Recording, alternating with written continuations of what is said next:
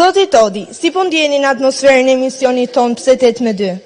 Ndihem jashtëzakonisht mirë në këtë atmosferë kaq të bukur, në këtë studio gjigante të televizionit Apollon,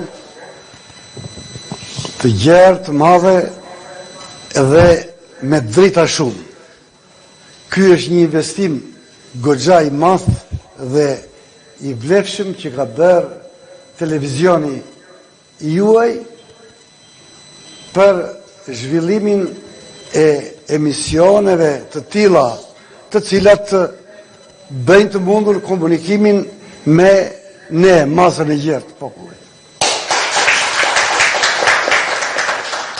Doktor, si ta kuptojmë ne të ushqehemi mirë dhe shëndetshëm?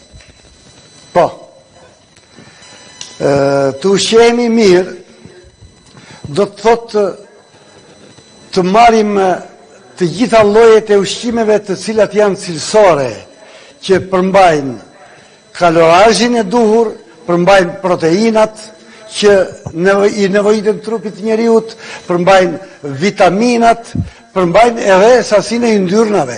Domethënë këto janë katërshja kryesore e substancave ushqimore që e mbajnë organizmin e njeriut. Tani, përsa i përket kësaj që pyetjes që bën juve, unë desha të specifikoj diçka në lidhje me përzgjedhjen e ushqimeve që duhet të marrë njeriu, sepse siç e dim, nga që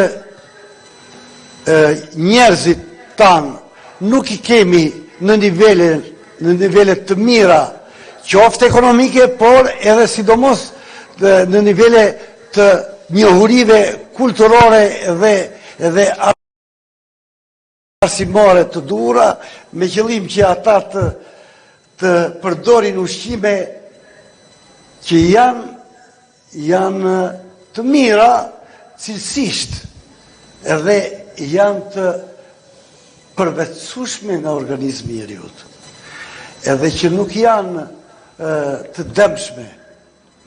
Për shembull, nga ushqimet që duhen preferuar, veç proteinës, vitaminave dhe yndyrnave që ne përdorim, që gjitha ushqimet i kanë, sidomos duhet të ruhemi shumë nga ushqimet që përmbajnë me teprisë kolesterolin dhe sasinë, sidomos yndyrnat shtazore. Duhet të synojmë më shumë që të përdorim ushqime që janë me origjinë nga perimet dhe frutat. Ushqime që ne i quajmë bio, sepse edhe fruta dhe perime, tani nga që zhvillimi bujqësor ka arritur goxha kulme të mira të prodhimeve sasiore, cilësisht ato kanë disa defekte, sepse janë të pasura shumë me hormone, të cilat në sasira të tepërta bëjnë dëme të pallogaritshme organizmit njeriut. Ju jeni mjek në profesion, përse nuk e vazhduat këtë profesion dhe pas daljes në pension, por krijuat një biznes familjar? Pyetja është e drejtë. Unë kam qenë mjek edhe mbasi dola në pension, unë punova edhe disa vite të tjera. Mirë po krahas punës profesionale që kam zhvilluar, unë bashkë me djemtë e mi menduam që të krijoj një biznes i cili është shumë i nevojshëm edhe për masën e gjerë të ushqimit të popullatës. Në këtë pikë unë do mendoja sepse ky ka lidhje shumë edhe me profesionin tim, ky biznesi i ri që ne sapo kemi filluar. Ne kemi hapur bashkarisht si familje një biznes me një vresht relativisht të mirë, bashkë edhe me një ullishte aty, aty kultivojmë rrush të cilësive të larta për prodhimin, sidomos për prodhimin e verës me cilësi të lartë ushqimore. Tani, rrushi Cabernet Sauvignon dhe Merloti që prodhojmë ne aty në fermën tonë, është shumë i përshtatshëm për të prodhuar verën e kuqe dhe verën roze, të cilën ne e prodhojmë me përjashtim të verës bardhë, se vera e bardhë prodhohet nga rrushat të tjera. Kjo rrushi, vera jonë, është e një cilësie të lartë dhe pikërisht për këtë, sepse ajo është e një cilësie të lartë, sepse përmban substanca ushqimore që janë të mira për rritjen, për zhvillimin dhe për shëndetin e njeriut, me përjashtim të kuptojmë që moshat e reja, rinore dhe adolescenca është akoma shpejt për t'i përdorur.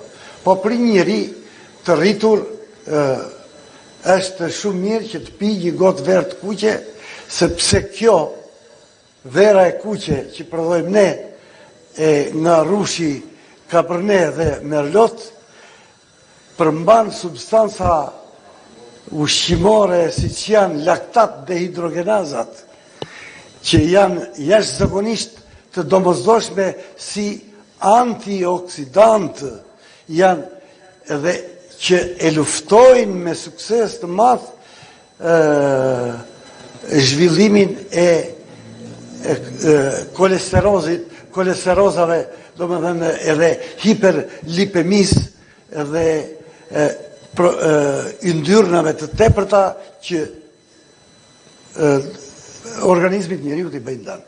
Pikërisht këtë efekt pozitiv dhe të mirë bën vera jonë. A ka lidhje mjekësia me të ushqyerit mirë? Po, mjekësia si profesion është një nga degët e shkencave e cila merret me luftën kundër smundshmërisë. Përderisa ne përdorim ilaçe për mjekimin e smundjeve, ne njëkohësisht preferojmë që dhe mjekësia na rekomandon si shkencë që ne e kemi më të lehtë t'i parandalojmë smundjet edhe të bëjmë si me thënë një parandalim të smundshmërisë, sepse është më lehtë ta parandalosh smundjen se sa të ajo të instalohet në trup dhe ta mjekosh. Kështu që mjeku e ka shumë më të vështirë që ta mjekoj me ilaçe të sëmundjen. Qëllimi i jonë kryesor duhet jetë që të mos arrijmë që të smuremi. Do të thotë që ne të ushqehemi mirë.